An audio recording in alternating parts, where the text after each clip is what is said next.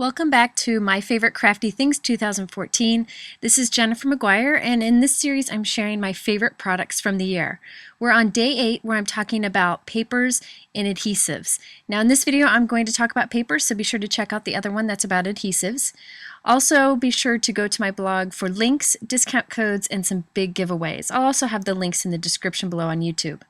Okay, so let's start talking about paper and start with the basics. For all of my white cardstock needs, I use neenah white cardstock. This is by far my favorite. It works best with all the techniques I want. It's super smooth and it is just the best cardstock I've ever found. Now there are two different types of neenah white that I use. I use the 80 pound and the 110 pound. The 80 pound is a little bit lighter weight, and that's what I use for all my basic stamping if I'm going to cut up a piece and stamp on it and layer it with other things. Now for the 110 pound, I use that for pieces where maybe it's a large stamped piece that I want to mount up and I want it to be sturdy, or if I want to create a card base. And again, because this is such high quality cardstock, I can use it for anything. I can use it for Copic markers, distress inks, regular stamping, anything at all. And instead of having a bunch of different white cardstocks, I just like to have these two. And I can kind of feel a difference between the two to tell them apart. Okay, one thing I wanted to show you is if you do Copic marker coloring, you know that when you get the marker saturated in the paper, you can see through to the other side. On the 80 pound, it goes through very quickly. The 110, you don't see as much. So if you want to do a one layer card with Copic markers, you might want to reach for that 110 pound. Now, here's the thing. I use these cardstocks so much that I go ahead and get them pre-cut to sizes I use often.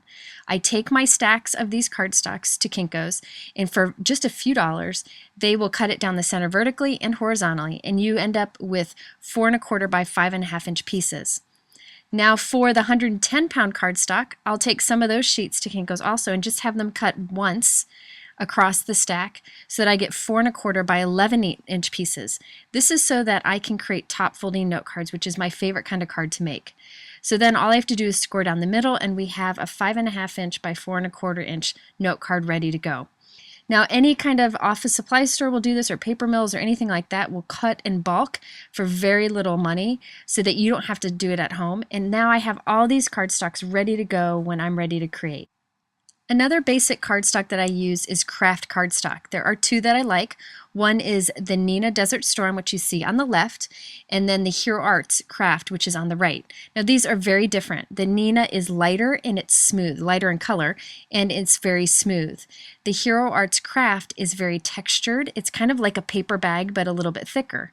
So they're very different, and I like them for different things. I love the Hero Arts for masculine cards, and I love how white ink looks against it. Now, the Hero Arts comes in 8.5 by 11 sheets, or you can get note cards with matching envelopes, which is what I prefer. The neenah Desert Storm comes in 8.5 by 11 sheets. So there you can see the Hero Arts note cards with the matching envelopes. Okay, now the other type of cardstock that I use the most often is watercolor paper.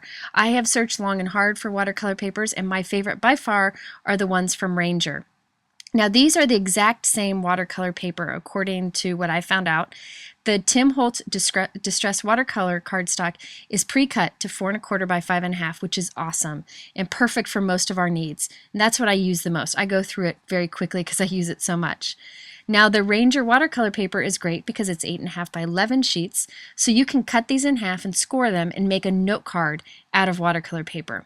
I love this watercolor paper because it's nice and thick.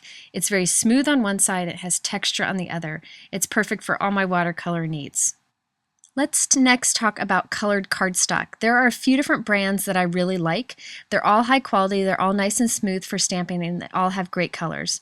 One is My Favorite Things, another is Simon Says Stamp, another is Avriel. I also like W+9, but I've run out of all those colors. They have some great soft colors. And I also like Bazzil. The nice thing about these three brands is they have inks that kind of match their cardstocks, so that is helpful too. Now I keep all of my 8.5 by 11 cardstocks in these sleeves, and I'll link to a video that shows how I do that kind of storage system. But what I do is I pull out a piece of cardstock, I cut off what I need, and then I tuck the rest back in there for future needs. These are all perfect because I can cut them vertically or horizontally, score them, and I have note cards ready to go.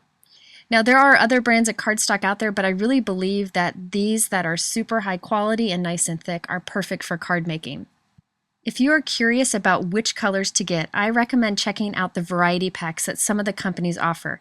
Simon Says Stamp also offers a variety pack of all their different colors, and so does My Favorite Things. This is the My Favorite Things variety pack. I just got a new one in the mail. This has 43 sheets of cardstocks. Each sheet is a different color, so you can see what every color is that they carry. Then if you decide there are certain ones you like I love the blue raspberry color, I go back and I order more of those. These variety packs are fantastic because they're a great way to really see what kind of quality you can get with these cardstocks and also check out the colors a little more closely. Again, I will link to all of these, and I'll link to the Simon Says Stamp variety pack and the My Favorite Things variety pack. I think they're just a really great way to try out a bunch of different cardstocks. Okay, now that we've talked about the basics, let's talk about some specialty papers. This first one that I wanted to show you is very unique. It's from Ranger, and it is a unique matte coated cardstock. It is white, and it has like this coating to it that isn't real shiny, but it's kind of smooth and slick compared to regular cardstocks.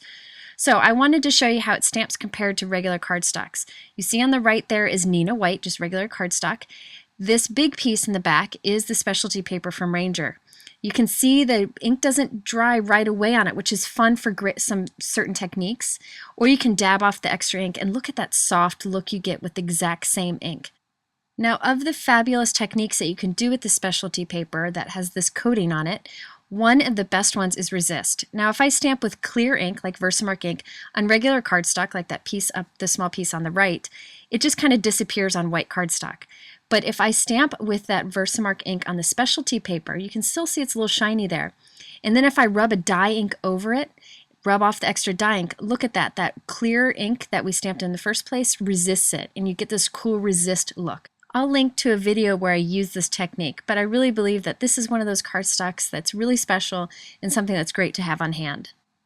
The paper that I get the most questions about is vellum. There are two vellums that I like to use. One is the bazzil, which is on the left, and the other is My Favorite Things, which is on the right. Now, there is one big difference between these two. Bazzil is 40 pounds, so it's heavier weight. My Favorite Things is 30 pounds, so it's lighter weight. However, looking at them, you really can't see a difference. I kind of feel it when I touch it, that My Favorite Things is thinner, but I use them both, and I've had great luck with both. I know some people have a hard time finding bazzil, so I would recommend also checking out the My Favorite Things vellum. I really like them. Okay, now for glitter papers. I'm not going to talk about 6x6 pattern papers or 12x12 pattern papers because I think that's a personal preference, but a fun specialty paper that I like is glitter paper. Not just any glitter paper. It's these from Die Cut with a View, and it's a glitter paper that's super smooth. There is no glitter that's going to rub off this. It's more like a shimmer paper, and you are able to die cut it. Look for the packs that have the words glitzy or glitz on it. These are the ones that are the super smooth, super fine glitter that does not come off. Some of them have patterns. The colors are beautiful. There are 6x6 pads and there are 12x12 pads. And I'll link to the different ones that I like. And you can see the colors are actually different between the 6x6 and the 12x12. So it's worth checking them both out. These are those kind of paper pads that last you a long time because you don't use big pieces of it. Just fun to die cut little accents and stick them on a card for some fun glitter. I also like the Die Cuts with a View foiled cardstock packs. There are a few out there. I like the foiled paper, once again, for accents on cards. I don't really cover a big front of a card with it, but these have some good basic colors in this pad. The other one has some more unique colors, like a pool color that I think is beautiful in the silver. But I think these are great for thin strips on a card or little accents. Another fun cardstock I've recently found, and I've been using a lot for my holiday cards, are the Crafter's Companions Shimmering Cardstocks. This silver starlight is just beautiful, and here's also the gold dust. These are 6x6 pieces, and it's kind of like a kind of shimmery cardstock. You could stamp on this. It is kind of smooth, so I think it'd be fun really for layering and just adding a bit of shimmer to your projects. Okay, the last paper I want to talk about is note cards and envelopes. I am a big fan of two lines of note cards and envelopes, and I use them exclusively. First is Hero Arts. This is what I use for 4 1/4 by 5 1/2, typical note card size. There are note cards and matching envelopes. You can buy them in a variety of ways. There are a lot of colors, and the thing I like is that the inside is white. So even if you're using a black note card, the inside is still white. Now there is a coating on the outside of these cards, so they stamp a little bit differently, but generally I layer on these cards so it really doesn't matter. I love the envelopes here. They have this decorative flap that I think is so unique and so classy. And if we're going to spend a lot of time on our cards, we might as well put them in an envelope that's super nice. This is what I use exclusively for 4¼ by 5½ inch cards. Now there is another line of note cards that I really like. It's from Lawn Fawn. Now this is a different size note card called 4 bar. It's slightly smaller than the typical 4¼ by 5½ that you see here. So that's the typical in the back. The Lawn Fawn is in the front. This 4 bar note card size is 3½ by 4 7/8, so it's just smaller than a regular note card size. I love the small size. Lawn Fawn has printed note cards that you see there that are top folding, and they have two types of envelopes. They have white and they have the light Kraft, which happens to be that neenah Desert Storm cardstock that I showed you earlier. So this is a great option if you want something smaller. Now here it also has something unique. This is acetate note cards. They're clear note cards and I use these a lot. Super nice and thick, super clear, great for cutting up for shaker cards and such. The pack does come with a bunch of the clear note cards, some white inserts, and some envelopes. These are incredible products. Okay, so there you have all my favorite papers from 2014. Remember to head to my blog for links, discount codes, and some big giveaways. Also be sure to check out my second video today, which is about adhesives. All the products are linked below in my YouTube description if you want to just check that out instead. And I hope you'll come back to visit the rest of my favorite crafty things series. Thanks so much for watching.